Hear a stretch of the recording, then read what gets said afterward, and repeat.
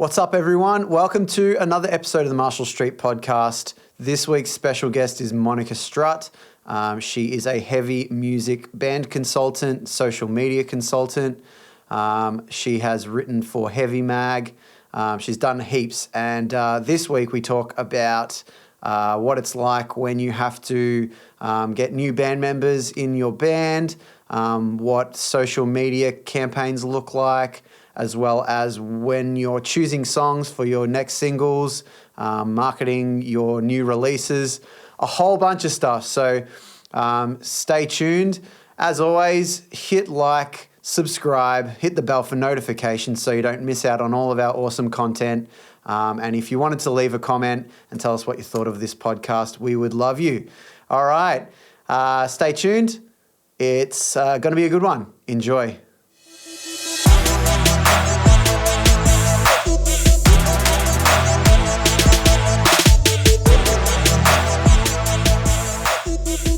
Hi, didn't see you there. Welcome to the Marshall Street podcast. We're just having a friendly chat, and let's see where this goes. Yeah, welcome everybody. Special guest, Monica Strut. Yes. What's up? Welcome to our place, Joining Marshall us on Street. the Marshall Street podcast. It's great. Great to finally be here. This is your first time here? Yeah. I thought you'd been here before for some reason. I feel like I have, just because, like, as we're saying on my podcast, I've kind of watched you guys build this place and, like, been through the whole journey, and I keep meaning to come here, but I'm glad I'm finally here. So Welcome. Nice, welcome. We've already cracked a drink. Yes, it is Friday after all. That is. Just the one. So, right, so I can hold mine. tell us a little bit about yourself, Mon. Sure. Introduce yourself. Give us a spiel. Well, I am a vocalist in a metal band. I also have a business, which is a marketing consulting business for emerging heavy bands, mainly. I'm also a music journalist, and yeah, that's pretty much And what are the me. names of those things? Yeah, so my band's called The Last Martyr. We're based here in Melbourne, and my business is just under my own name, Monica Strut, and I work for Heavy Magazine predominantly as a music journalist, although nowadays I mainly just do like interviews at festivals and stuff. I'm not doing so many reviews as I was doing just because of time constraints, Yeah. but we have some festivals coming up, so I'm pretty excited to like get back into Yeah, that. festival season is coming. Summer's coming. Yeah. Right, how did you get into... hold on, wait. What was that, Davey? I'm excited for some festivals, dude. Nice. I'm not going Meredith this year. I'm going Golden Plains instead because they've Ooh. got a better lineup. Right. And, you know, Who's on that lineup? don't care. It's not why I go. It's gold. It's the vibe, man. It's the And vibe. for everyone thinking about organising a festival, that's the aim. It doesn't matter who's playing. You want to build a good festival brand and people will come. Yeah. Yeah. They will come. Like Wayne's World 2. Or Field of Dreams. Wayne's World 2. So even getting back, how did you get into Heavy Mag at the start? Was that kind of your introduction to journalism in the industry?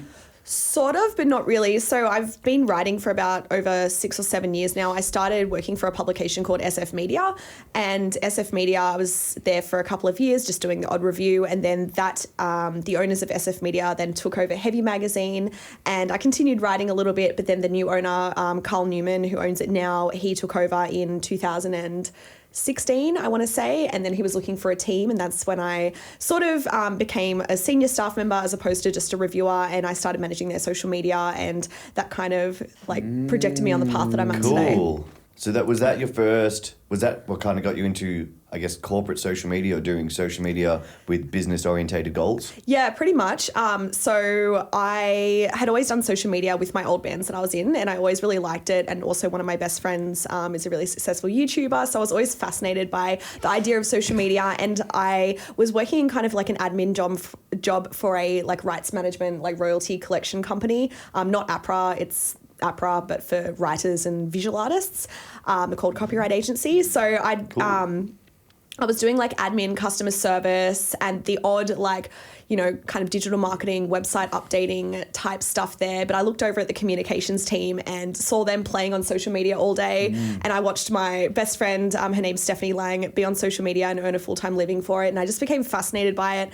And I was like, just at this point where I was about to move to Melbourne in the next 6 months or so after Where that. were you? I was in Sydney.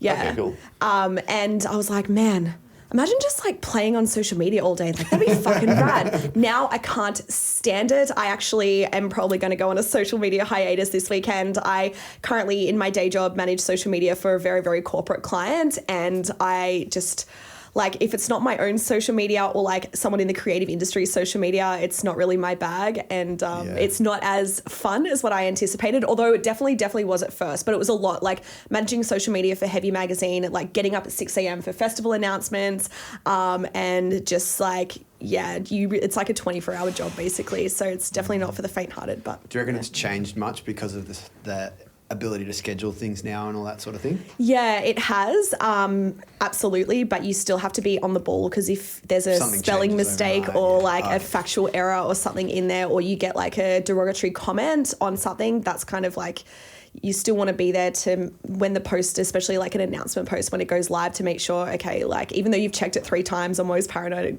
that I've made like a spelling error or something, or to make sure that there's no technical issues. You know, you haven't scheduled the post for like 2020 instead of 2019 or something like that. Like all these like little things. Like We've all been there. yeah.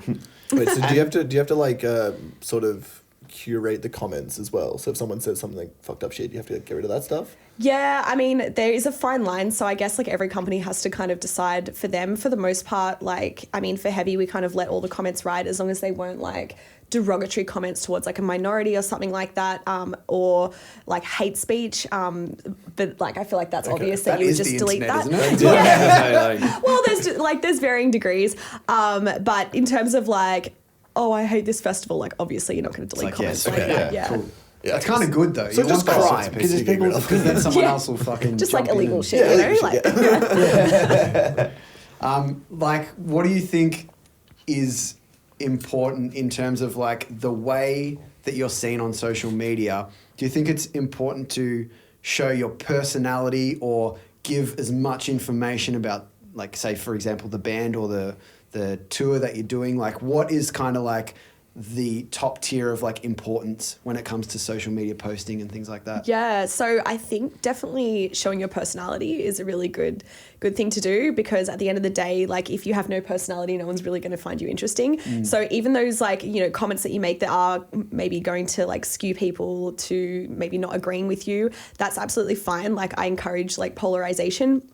However, we do have to still be in control of like how much we how much we like share on the internet, because there are some things that I personally like choose to like keep private. Like I don't know. Like I mean, I know some people Such as yeah. Like, I actually can't think of like anything right now that Let's I don't tell the share on the world. internet. Like yeah, I actually do share, like just for me personally, I do share a lot like on the internet, and I found like the more vulnerable I am, like you know, there's always that like that post where I'm like, oh shit, like Yeah, there's is like this- that. Definitely. Yeah. But I think it comes back to that in terms of you have to show people your personality, because think one, everyone's fucking weird and fucked up. So like by showing your little weirdness and those quirks, it's like, cool, it humanizes you. It shows that you're not just this profile Not where, just a bloody yes, we have robot, the like- ability to curate beautiful pictures and look like a fucking magazine, but there's a person behind it. Yeah. So that's where people actually build real rapport and real relationships with the account. Like there's dudes who come through who have known us,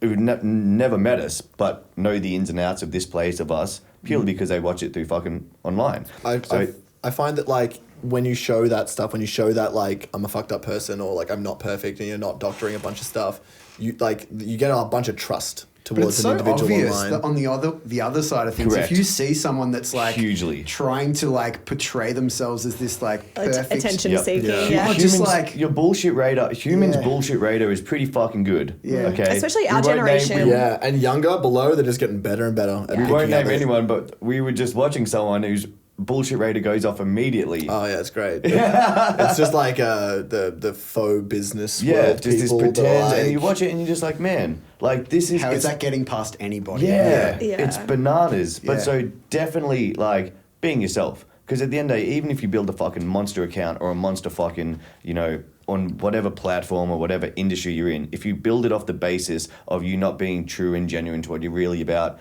it's going to be a fucking hard slog keeping that shit up and public appearances, Yeah. trying to pretend and put on this fucking persona of someone that you're actually not and that you don't live day in and day out. Yeah, totally. And Oh, sorry, I saw you about jump. And then even like polarizing audience is good because as we talk about with our mailing list and shit like that, you're better off having someone unsubscribe or unlike you or unfollow you if they're not in it for the right fucking reasons and don't actually like you. Well, Like, they're not you going to want, buy pulling anything out the from weeds. you. you Like, want your followers to be people who actually resonate with you, your Engage. personal brand and the shit that you fucking put out. Like if swearing and mohawks and tattoos isn't something you like, guess what? You're probably not in our demographic. Wow, that you was- know? That was specific to someone. But like that. anyone like I don't know like that. it's like doesn't seem to resonate with this group. But people like seeing those big figures there. They're like, oh man, look at the size of my mailing list. Look how many fucking followers I've got. Like, if those people don't engage with the shit you put out, it's fucking useless. Like, Yeah. it's completely meaningless. Yeah, a lot of bands are still after, trying to get 10,000 followers on Instagram. I mean, besides the fact Instagram is like really hard to build, it's like one of the hardest platforms to Instagram's build, in dead. my opinion. Yeah. Like if you have those followers, people aren't commenting. Like, what's the fucking point? People can see through it, as you said. Like, bullshit radar is like. Yeah, it's like those times you see someone that's got 50,000 followers Yep. and they've got one comment and like 50 likes, and you're like, Yeah. something's wrong here. Well, you see I bet they're all real. Yeah, or you see photos of their live show and no one goes to their live Yeah. gigs. It's like if you had actual fans, you'd probably get some people at your Yeah, shows. see that we had a podcast about that a few sessions ago that was about online versus live, yeah. and it's like this translation between there's a bunch of people that'll sit and watch you on Facebook or Instagram or whatever, but if you can't translate that into people actually rocking up your because live they show. appreciate your presence, Yep. then You've like, lost. I mean, Like you've what- lost. What are you doing? Yeah. And it's kind of like that happy medium. So yeah, the extremes of that is if you're an artist, are you better off spending all your fucking time and days in your room building your online presence, letting people all around the fucking world know you, and yes, you do have a genuine real presence, but you haven't gone into the venues, you haven't played your starting off gigs, you haven't fucking supported people, you haven't got to know that, these are the technical things that go wrong when you're fucking playing live, as opposed to the people who do the live circuit and they're fucking week in, week out, they're playing gigs to fucking 20, 30 people, they're doing the real in-person figuring it acts, out. but they're not spending the time online. So Yeah. there's that happy medium that, and I guess there's no cookie cutter fucking fix for every band, but it's interesting to see, the values of people and where they lie on that scale. Yeah. Because at the end of the day, if you're going to fucking live off, a creative industry is super hard to make a living off, to pay rent and to live off.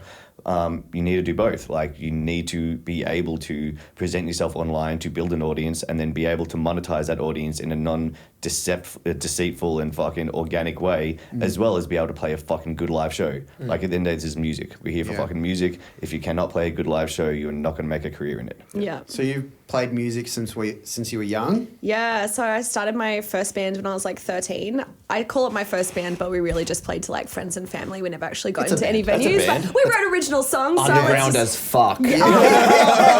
so obscure, man. But my first like official band was, I guess, when I was like 15, and at that time I was really, really into like 80s glam rock, because at that time, like in music, I think this was like Motley Crue, 2004. from a recent picture I saw. Oh yeah, definitely. But yeah, like I think that's why I was into 80s music, because at that time, 2004, like I think heavy music was a bit like ooh, at least in what resonated with me. Mid to late 2000s, I feel like there was a big dip in. Really? Yeah. I think Like- that's when I was into my heaviest shit. Yeah. Yeah, metalcore was kind of growing at that stage, actually. Yeah, see, I didn't discover metalcore Yeah, I till didn't- like about 2006. This was Sydney? You were in Sydney at this point? So that's when, I feel like that's when Melbourne... Melbourne had a big Yeah, metalcore that's when scene. it was... Flinders Street Hangers was the thing. Like, we were there. Oh, dude, Do you remember Flinders that? Street steps, bro. Yeah, man. We used to have town hall steps. I imagine that's like Yeah, similar. really? same thing. Yeah. Just a bunch of emos just fucking doing emo shit. yeah. Flexing. Yeah, so I was actually like, definitely this like emo glam hybrid. So yeah, playing in bands when I was like 15, but the only places to play were like Christian hardcore shows, like really underground, like in halls and stuff. So I mean, they were not all Christian, but there was like a massive like Yeah. Christian community where I was from, and like Christian hardcore scene. And then he was just my like all girl like band when I was like 15, wearing like tutus and cowboy boots. Don't know where I got that Yeah. from. Oh, and That's the amazing. emo fringe. So Oh, yeah, yeah, that's the like emo. That's a hybrid if Oh, I've that's ever a heard hybrid. one. yeah, like So teased hair. MySpace Fringe What is was a classic. Pixie emo. Yeah. Can I just get a clarification on what is Christian hardcore? What? Oh, it's just just hardcore music with Christian lyrics. Oh. hardcore and yes, screamo. I and am stuff. going to Google that after this. Yeah, there's this band that I fucking love called Beloved. They're sick and they're a Christian band, but yeah. Anyway, that's a side It's a note. story for another podcast. So what else is kind of like Story for your so therapist. obviously you love music and you're focusing now on like band consulting and stuff. How did you figure out that was something that you wanted to do? Yeah, so I always wanted to work for myself. So that's why I wanted to be a musician. Don't like really being told what to do or what time to get to work and whatnot. So I always knew that I wanted to be like self-employed, but I always thought like I'd be like a journalist or a musician or something. And then when I started working for Heavy, it was when my old band broke up, and I learned a lot very, very quickly. And I started to become like integrated and start to make connections in the scene naturally through like the work that I was doing. So learning a lot so quickly, and then people started to see I was like writing, and I used to get messages from bands that I knew, bands that I didn't know all the time, like multiple times a week. It was nuts for a little while. It was like the universe was just like, hey, like pay attention. And so I was like, fuck, like I'd already started like YouTube because of this influence from my friend who I mentioned earlier, like doing like fashion videos, and wasn't really that passionate about it, never really stuck to it. So I was like, why don't I make YouTube videos and answer some of the most like common questions about social media and the industry. I mean, I don't know everything, but like I feel like I know something now, something more that I felt like I was missing in my old band, because when I was in my old band, I was in that band for 6 years and was I felt like I was beating my head against a glass ceiling continuously, like not just for the fact that we were like a female fronted metal band and everyone was like, what do you mean you're not pop punk and don't wear jeans on stage? Like, what the fuck is this? Not just because of that, but because of we really didn't have a roadmap in order to get to that next level. Like, how do you get management attention? How do you start getting bigger supports? Like, we were just playing and like felt like we were getting nowhere. So, and then all of a sudden that band ended, and I really had this massive perspective combined with this like immense knowledge that I was getting very, very quickly working for Heavy.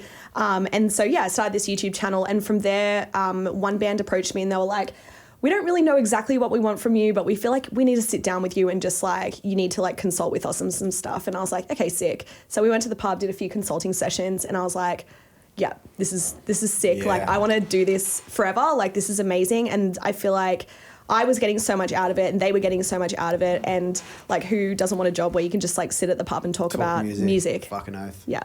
So that's how it started. Yeah, nice. Nice. So that's led into what you do now. Give us a bit of a... Yeah, so the YouTube channel turned into a blog, which has now been a podcast for a couple of months. So I've had the blog for about a year now, and have been sort of working like as a consultant for, I would say like officially a year is when I started actually like telling people what I was doing. So it's just growing now. It's not my full-time thing just yet, but it's certainly getting there. I've dropped a day at my day job, which I'm like, woohoo. fuck yeah. Yeah, like, I don't know, 2020, hoping to like ramp up, especially like the podcast, and just take that up like to the next level. Yeah, it's a good time for it. What is like the thing from the band consulting that you feel like you've learned that you didn't know before you started it? Or like the main thing, or number of things? What do you think is that like He's trying to get some takeaway? free consultation out of this. I see through your shit. I mean, we do it too, so... of course. No.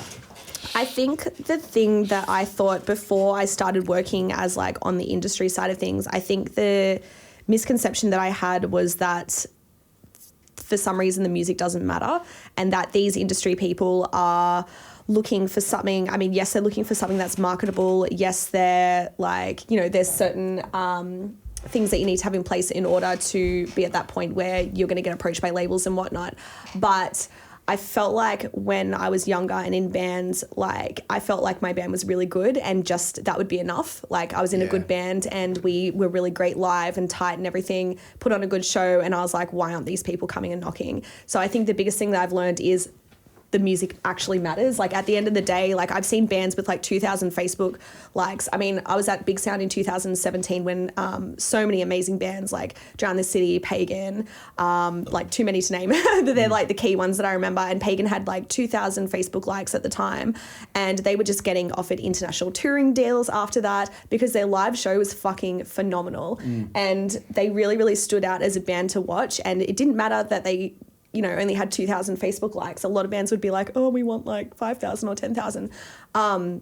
But they put themselves in that position though. They played at Big Sound. Exactly, so it's like, yeah. Yeah. And at the end of the day, it just came down to like people loved watching their live show, and that really stood out to me. So it can work, you know, putting the effort into being a really good band. Yeah. But you also have to have that other side of things where you put the effort into actually getting to Big Sound. You know, you can't just play Big Sound. Yeah. You know what I mean? So it's like, how do you get there as well? Yeah. And that's when all the marketing and the branding and stuff comes into it. So you found that like being a good band is like the core thing to start off with. Definitely. Yeah. Definitely. The music has to be. I mean, even if you look at the 1-4 and HP Boys you mentioned before, HP Boys recorded fucking 2 tracks in their garage in Hampton Park, and are fucking huge. Yeah. Like doing them. They got a Facebook because they had to after they're selling out a New Zealand tour. Like they didn't have a Facebook, they had to so that they could start getting tagged with the people that they're rolling with. Like the music, a lot of bands, it's actually interesting. I think one point you mentioned when in your first band, when you felt like you were hitting your head against a glass ceiling and then you kind of go off and work for a magazine, you kind of learn a little bit about the industry. I think a lot of artists will resonate with that because they don't fully know the next step they want to take. Like they may think, okay, cool, I'm playing all these shows, we're doing this. Why isn't someone picking us up? Why aren't we getting management? Why aren't we getting tour support? Why aren't we doing this? But they don't have the perspective of the rest of the industry looking back onto a band to go, They're cool, what looking at it boxes? from the They're band looking at it from perspective. their point, as opposed to like by you going off and being able to work for someone like Heavy, you now get to see, okay, cool, this is what managers look for. This is how a label works. This is how the industry actually works. And when you see that side of it and you look into a band and how they act, because a lot of bands are very selfish in the way that they act. They do everything for that band. It's all for them. It's not for anything else. It's not for the music industry. It's not Self-serving. It's all it is. And they think, why aren't I getting picked up? And when you see how the industry works, it's very clearly why these guys don't get picked up. Yeah, you start to see when you start analysing things. I guess it's like when this is kind of weird, like correlation, but when you learn music and, you know, you feel like as soon as you kind of get something, you're like, cool, I'm a musician now.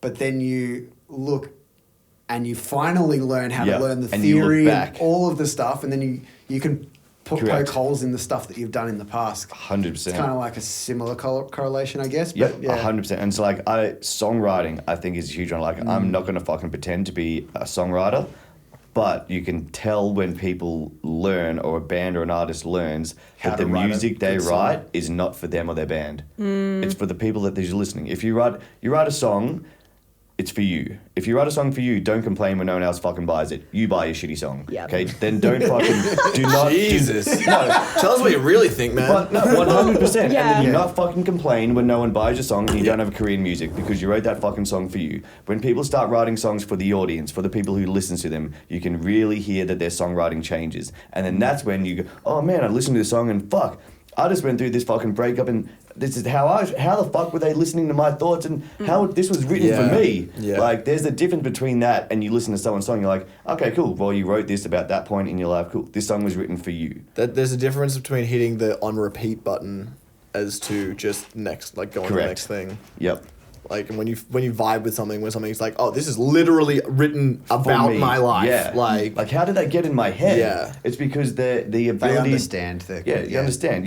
There is such a skill to writing something that can be generic enough that 2 million people can listen to it and resonate with it, but so specific enough that you feel that it was written for fucking you. And that's a lot. The early artists, and it's a shift in mindset as to going to I'm doing this for me as opposed to all right, I'm doing this for everyone else. Yeah, I mean, you can still draw on like your personal experiences because if you felt something likely others, should. but it's about finding, You have finding to, that 'cause balance you can't of write like, anything genuine if it's not. yeah. The biggest thing that I find, especially like, you know, if I've got like a client and they're trying to decide on singles and all their songs that on their EP or album are like 5.5 minutes long. Yeah. They're like, which one should be the single? I'm like, well, this one has a catchy chorus, but like, can't we just cut the guitar solo in half? Like, or why is there an intro and an outro that goes for like 1 minute each? I've got a question on that. Yeah. Yeah. How do you feel, like because you've talked to a few bands now, how do you feel that they receive that? Because me as a producer, I have to do that as well. Yeah. And I have to say, this part is unnecessary. We're cutting this out of your song and you might not like it. But like, what response do you normally get from people when you say, you know, this part is unnecessary. This can't be a single. This is not a great song. Blah blah blah blah blah. By the time they've gotten to me, usually they're like, the album is done and mixed and mastered, Yeah. and it's like, there's not too much. Like, I can gently suggest maybe another song that's shorter or something like that. I'm still navigating that, but yeah, to me, it's like, it is the producer's role, and that's why finding a good producer, someone that is going to be like, guys, like, you don't need a 6-minute song, like, as your single when it's like your first single ever. Someone should have stepped in earlier in that process. So it's like hard in my position. But if they haven't recorded yet, then that's when I can help them find a producer who I know is going to be that kind of cutthroat person. Yeah. Like my band's latest single, we got in there and our song got completely ripped to shreds. They were like, we're going to take this riff and we're basically going to build a brand new song. And me and my guitarist were like, oh, okay. Yeah. But we're both completely open to it, and it's definitely our best song to date. And And I that's would the, agree that's with the that. important thing, being open to it.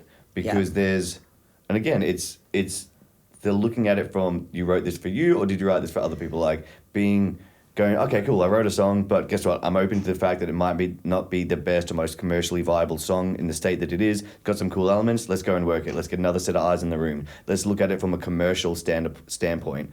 And at the end of the day, if the track is fucking tight and the structure's good, like all it is having another set of eyes before you fucking press it. Do you know what it is? It's you have to understand what the end goal is for that song, right? So it's like, and it's the same for any band. It's like, what is your end goal? Do you just want to be playing the local scene? Because you can do that. And that way it's actually easier because you don't have to care what anyone thinks. Yeah. Do you want to be playing festivals? Okay, well then you've got to think about things a little bit differently. Do you want your songs to be on the radio? Again, different avenue. So then Do you you have want to kind of syncs? go... Like, are 'cause you aiming you for can this release a because- 5.5 minute song if that is what the song's intention is. Yep. Yeah. You know, Definitely. a 5.5, you know, like we were listening to Gang of Youths before. Yeah. Their songs all go for 5 minutes. They've got a and they get 7 played minute on, song yeah, too, and yeah. they get played on Triple J. But that's because that song requires that epic build and, you know, it needs that. Whereas some bands, if they're writing a pop song, okay, it goes for less than 3 minutes. Yeah. Simple as that. Like, Yeah.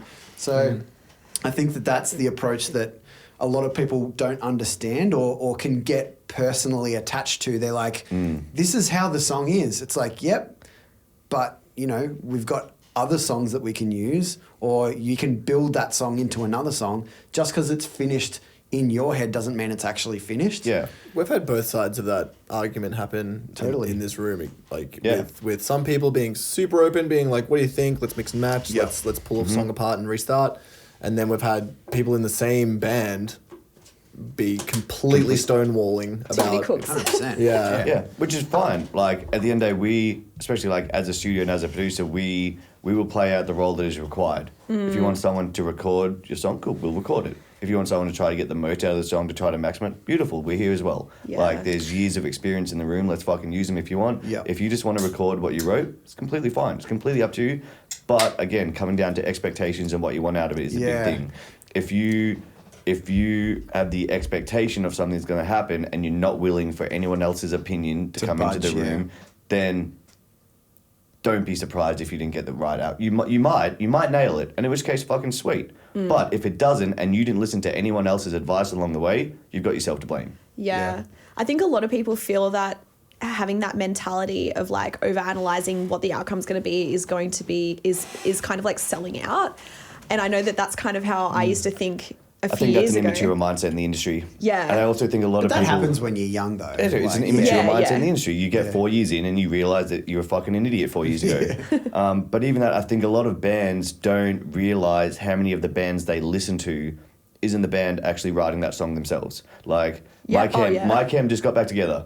Guess what, everyone listening? My Cam, those fucking dudes did not write the Black Parade themselves. They had a fucking producer who came in and worked the songs. They worked Yeah, that if you album. hear the original demo, Careful, you can... Yeah. Careful now. Yeah. Yeah, listen to the original demos There's of some the Black hardcore Parade. MCR, like ex-emos in the room right now. I mean, Oh, dude, I saw them back in the day when they were touring that album. Before that album came out, I've seen them a bunch of times when they were in their heyday. Don't fuck up my year 8. Forget Okay. anyone going to download now. It's fucking OG.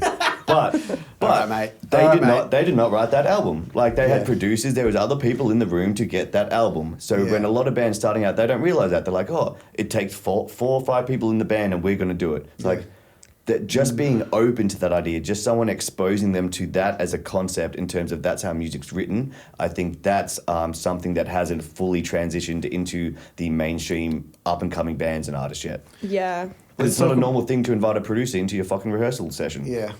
Let's talk about something that might be uncomfortable, but what are the biggest mistakes that you've made? As a band? As a person in the music industry. Just in let's life say. in general. One time when I was... I dated this guy. Like, definitely a Me mistake. too. Actually, no, because I got a lot of good songs out of that. But Silver lining. gosh, biggest mistakes. Or like, what was the thing that you learnt that you're like, okay, I'll never do that again? I can kick it off. I've got a super good one. So I was asking our guest. Yeah, and to ease the transition. By all means. To ease the transition. Yeah. So back in the DYE, this would have been 2013 or something. I was in the meeting that actively said against us setting up an Instagram page. I was like, no, we're not fucking doing it. What year was this? I've heard this story before. 2013? 2013-ish. Okay. Yeah, I had the same... I was the voice that said, nah, fuck this. We're going to play shows and we're going to be in person. We're going to be that band in person. Yeah, no digital marketing. Yeah. Fuck that. Yeah, correct. I Super was like, no, fuck this bullshit. fucking legit, bro. Yeah. But again, and then you go through it, you learn the systems, you see it from the outside, you go, okay, cool, fuck, that might have not been a mistake. You go through it, and to the point where, like, the studios, this business was built on social media. It takes going through those things to learn it.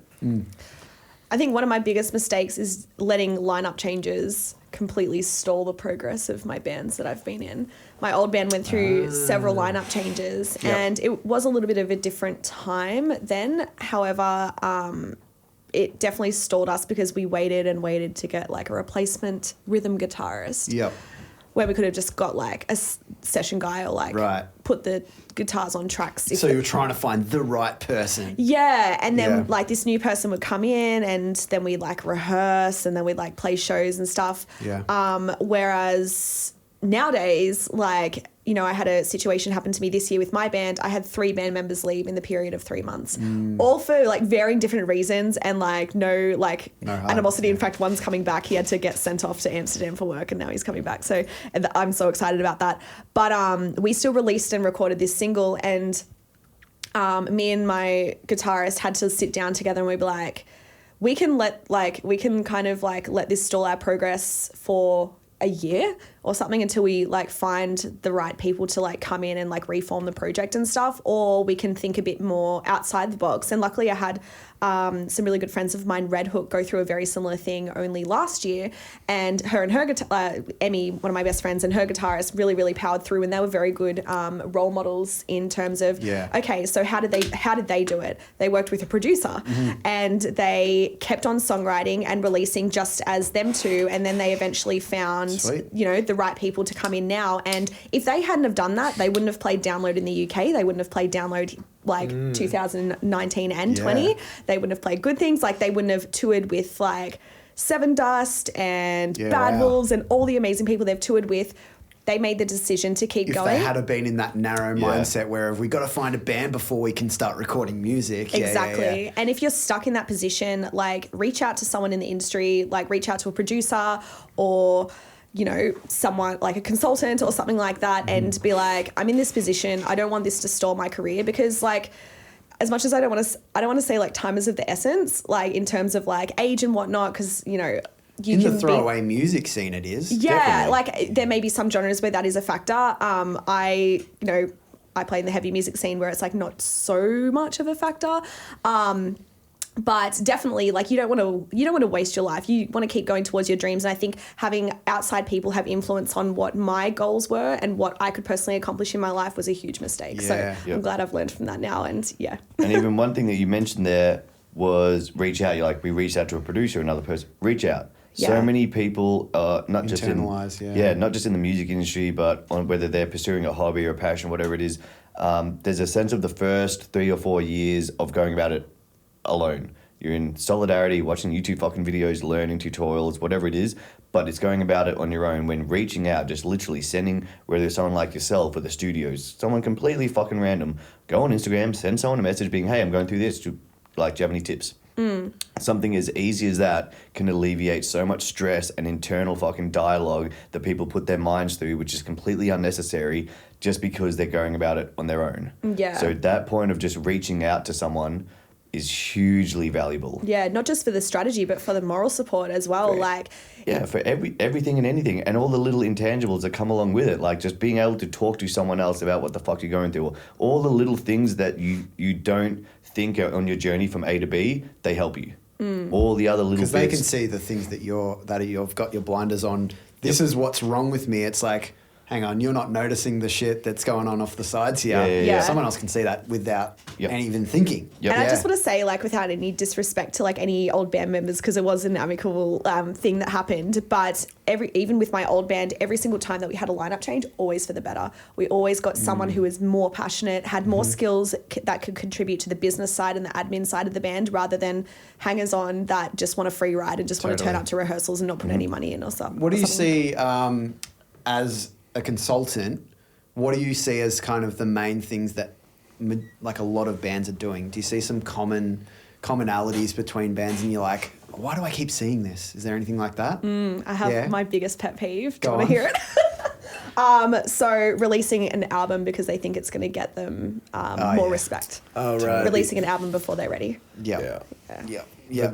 The big album thing. We've talked about this many a time. Oh, have you? Yeah, the Oh, era yeah. of the album is kind of done. Like, albums have their place. It depends on the genre, I think. Well, but and at the start, if you're release trying an to album, expose yourself to the public, You then release there's an no better album way when than you think you're in singles. line for awards or there's a reason to. You'll know when there's a reason to release an album. Yeah. Otherwise, you don't need to put in 8 months and all the money and cost that goes into it. You can drip feed. You can create so much more content ongoing to create awareness around your brand, your personal brand, all the other fucking bullshit that everyone already fucking knows, without going away to create an album for 8 months and then drop it and think you're going to change the fucking world. It's too much for new fans. It's like, what song do I listen to? Like, But but it's not that thought process doesn't even exist anymore. Yeah. They just don't listen. Yeah. They go to Spotify and they click next. well, they're just going to click Yeah. on the They single go songs next. anyway. There's Purely from an industrial standpoint. an industry. Is that? No, I mean, like, from a manufacturing standpoint. Okay, right. Which is He what was I'm right. trained, right? He was Yeah, right. okay. He was Yeah, right. yeah, The album came from how many fucking Yeah, bits of LP. information you could fit on whatever medium you were talking about, right? And Yeah. then you could do multiple discs and you could do all that crap. But Yep. it was generally decided about, this is how much information you had. This was about 10 songs worth. 45 minutes. Yeah, Yep. you make it There's fit. an EP and That's an LP. album. There you Yeah. go. Yep. That doesn't exist anymore. There is no manufacturing Correct. around music Yeah, anymore. there's no So limitations. why the fuck does an Yeah. album exist? Release your songs as they come out. Correct. Dude, that's funny, actually. That is a great. That's a good That's a perspective, great yeah. point, because guess how do people consume music? Spotify. Is there any restrictions Playlists. on time, anything like that? Playlists, No. yeah. So the goal should be to put out as many songs on where A regular people are basis, consuming yeah. music. Yeah, regularly. Like That's the- funny though. And that made me think of the opposite side. Why aren't there bands that are doing like fucking epic 3-hour-long albums and shit? Like, Yeah. there's no limitations. Because no one can afford that. Mars Yeah. Volta did some shit like that. Mars Volta played 2.5-hour-long gigs, That's and I've pretty been sick, to one where though. they played 9 songs, and I was like, okay, I love this band, but I'm so tired, my back hurts, and but I stayed till the end. That's because I- you're like 60 but I years can't old. remember half of them. Fuck you. Didn't you? Weren't you there when the Beatles played their first show in Australia? Dude, were you in the crowd? Yes, and it was great. I loved it. I was crying. It's gold. Nice. So what's future bringing? Yeah. The future. Plug. This is a good chance to plug the band. So you guys just dropped a single as well. Yeah. Big song. It is a good. I It's a rate big it. track. We were rocking it Good earlier, track. and it's getting It's played. a massive step up in production, might I say. Yeah, yeah. We Sounds awesome. Worked with Chris Lalick from Wind Waker, who's the drummer. And yeah, so we've got a new single. It's called Like a Ghost, and there is a lyric video out there as well on Facebook and YouTube. And yeah, that came out 25th of October, so it's been out a few weeks. But we just got added to rotation on Triple J Unearthed. Sick. Perfect. Look at that. Super stoked with that. So, Love that. And that's Yeah. getting played on Home and Hosed, or just has. It just got played on Home and Hose this week. Okay, cool, So, perfect. yeah. What's the response been so far? Yeah, good. We've been played on Triple J a couple of times for this single now. So, Nice. yeah, if people just keep texting in and giving us reviews on Unearthed, hopefully we can get rotation on the Big Boy radio station Love it. next. Big boy radio station. Big boy radio station. The main station. Yeah, nice. What else?